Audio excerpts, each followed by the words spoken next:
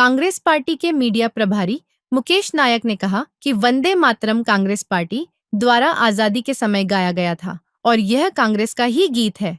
इसके माध्यम से कांग्रेस ने देशवासियों को आजादी की लड़ाई के लिए प्रेरित किया था।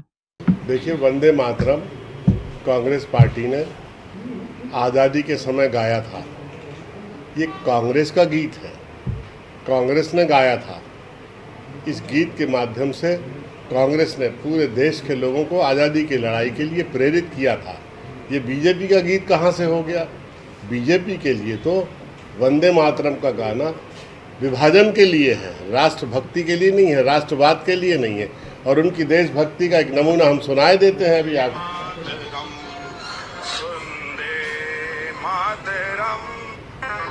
वंदे मातरम को सुंदे मातरम गा रहे हैं और हमको देशभक्ति का पाठ पढ़ा रहे हैं।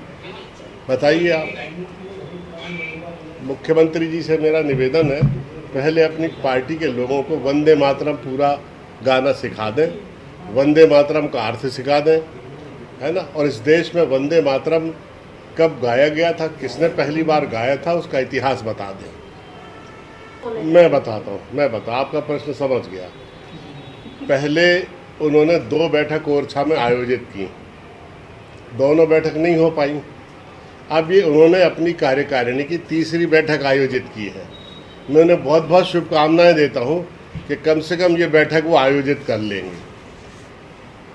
आपको क्या लगता है कि क्यों? मुझे नहीं लगता कि उनकी 3री बैठक भी होगी। भ्रष्टाचार के आरोप है। सबसे बड़ी बात तो है कि कोई जिम्मेदार पुलिस अधिकारी, कोई महिला अगर इस तरह के कृत्य में लिप्त पाई जाती, बहुत शर्मनाक है।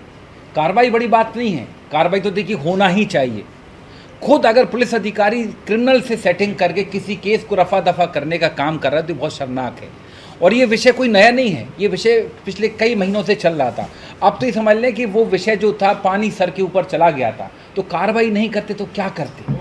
लेकिन हाँ, ऐसे कई और अधिकारी भी हैं अभी जो कहीं ना कहीं इस तरह के मामलों में लिप्त पाए जाते। कारण सिर्फ एक है कि अधिकारी जो लोग हैं ये कहीं ना कहीं, मुझे शब्द कहने में ठीक नहीं लग रहा है, लेकिन सीएम हाउस में या मंत्रालय में बड़ा सा टोकन कटवा के जाते हैं और उस टोकन को वसूलने के लिए फिर इस तरह के भ्रष्टाचार करते हैं।